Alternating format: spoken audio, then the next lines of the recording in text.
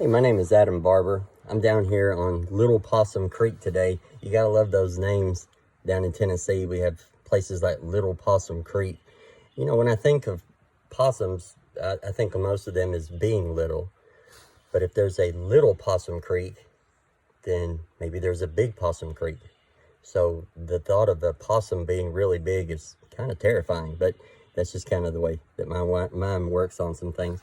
I wanted to talk today about the number one killer for Christians.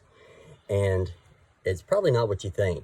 It's not heart disease, heart attacks, things like that, diabetes. It's not even the latest virus that we have going around. Whenever you watch this video, it may be something else. It's bitterness. You know, in AA, there's an old saying that says resentment is the number one offender. And that's what resentment is. Resentment is bitterness. And when we have bitterness inside of us, it's like a cancer. But it's even worse than a cancer because we can transmit it to other people. If you look in the book of Hebrews, and this is chapter 12 and verse 15. Looking diligently lest any man fail of the grace of God, lest any root of bitterness springing up trouble you, and thereby many be defiled. So when that root of bitterness springs up in us, it not only defiles us, but everyone around us, everyone that we interact with, everyone that we love, everyone that we're friends with. It's, like I said earlier, it's just like some type of horrible cancer that we can transmit to people by touching them, being in proximity to them, or even talking to them.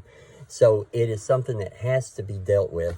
And even when we feel that our bitterness is justified, or that it's right for us to have those type of feelings, it's still just as destructive. And if it's not rooted out, dealt with, and taken out of our lives, it will continue to destroy us and everyone around us. And you know, things happen in our lives. You know, not just someone that's in recovery like me, you know, that's been through some stuff.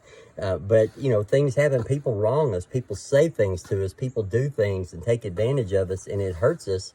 And we nurse and carry that hurt around for years. But even when those things that happen to us are real and we are legitimately the victim, the bitterness still kills us. I mean, we carry hurts and slights that people have done to us from years ago and just carry them through our lives like some type of state jewelry or ankle bracelet. You know, we kind of drag it along with us through life, and we're never free of it.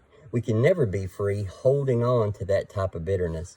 So it's something that definitely needs to be dealt with. And one of the hardest pills to swallow, so grab some water if you're going to swallow this pill, is that when we're looking at bitterness or hurt and things like that, is to ask ourselves 5 simple questions, 5 simple words. And that is, what part did I play? And 9 out of 9 times, we've played some type of part. And even when the other person is the one that was really in the wrong, we were either where we shouldn't be, said something we shouldn't, positioned ourselves somewhere to later be hurt.